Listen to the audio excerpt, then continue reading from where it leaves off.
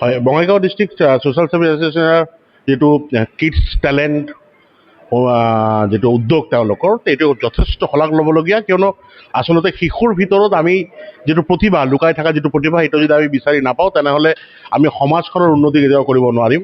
আমাৰ ফিউচাৰ জেনেৰেশ্যনৰ কাৰণে যথেষ্ট ভাল পদক্ষেপ, আৰু আমি ধন্যবাদ জনাইছোঁ বঙাইগাঁও ডিষ্ট্ৰিক্ট ছ'চিয়েল ছাৰ্ভিচ এছ'চিয়েশ্যনক এই ধৰণৰ অনুষ্ঠান বঙাইগাঁৱত আয়োজন কৰাৰ কাৰণে। আৰু আমি আশা কৰোঁ তেওঁলোকে আগতেও এই ধৰণৰ অনুষ্ঠান বঙাইগাঁৱত তেওঁলোকে অনুষ্ঠিত কৰিব, আৰু আমাৰ শিশুসকলক এটা প্লেটফৰ্ম তেওঁলোকে দিব, তেওঁলোকে নিয়াৰ ফিউচাৰ আগবাঢ়ি যাব পাৰে। ধন্যবাদ। দ্বিতীয়বাৰৰ বাবে বঙাইগাঁও কিড গট টেলেণ্ট 2026 আমি বঙাইগাঁও ডিষ্ট্ৰিক্ট ছ'চিয়েল ছাৰ্ভিচ এছ'চিয়েশ্যনে আয়োজন কৰিছোঁ, আৰু ৰাইজৰ সঁহাৰি খুব সুন্দৰ সঁহাৰি। আমি নথৈ আনন্দিত হৈছোঁ এনেকুৱা এটা পৰিৱেশত, বিশেষকৈ অভিভাৱকসকলে তেওঁলোকৰ ল'ৰা ছোৱালী কণ ল'ৰা ছোৱালীক লৈ আহি এই অনুষ্ঠানত আগভাগ লৈছে।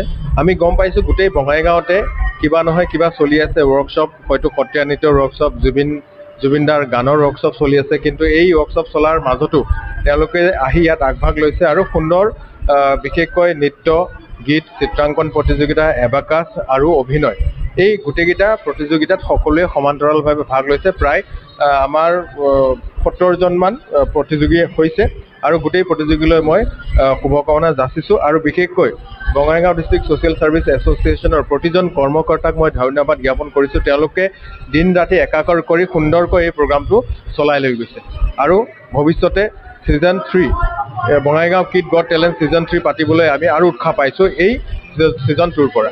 ধন্যবাদ।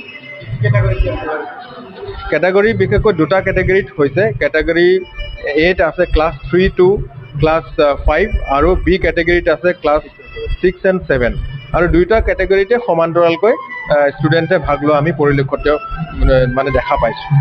ধন্যবাদ। অনুষ্ঠানটোত আহি বহুত ভাল লাগিল। কণমণি ছোৱালীবোৰ ল'ৰা ছোৱালীবোৰ ইমান ধুনীয়া ধুনীয়া পাৰফৰ্মেঞ্চ দি আছে। এনেকুৱা অনুষ্ঠান পাতিলে আমি বাচ্ছাবিলাকৰ মাজত উৎসাহ আৰু বঢ়াব পাৰি আছোঁ, আৰু তেখেতে আগুৱাই যাওক সেইটোৱে আমি বিচাৰোঁ।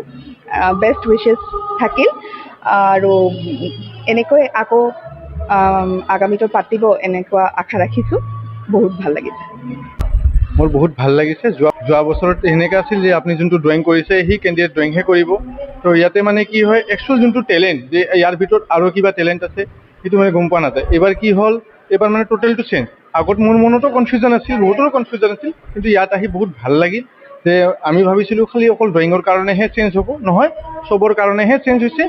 এক্সট্ৰা এটা টেলেণ্ট দেখাবই লাগিব। কিন্তু বহুত ভাল লাগিল, আৰু আজিকালি ল'ৰা ছোৱালীবিলাকৰতো টেলেণ্ট জানে আপোনালোকে। আশা কৰোঁ আৰু এনেকুৱা প্ৰগ্ৰাম আহি থাকিব বঙাইগাঁৱত, আৰু এনেকুৱা ল'ৰা ছোৱালীৰ টেলেণ্ট উভতি আহিব। আৰু মোৰ ল'ৰাই অংশগ্ৰহণ কৰিছিল, ড্ৰয়িং কৰিছিল সি। ড্ৰয়িঙৰ পিছত সি এইবাৰ ড্ৰয়িঙত চিলেক্ট হোৱাৰ পিছত ড্ৰামাতে দিল।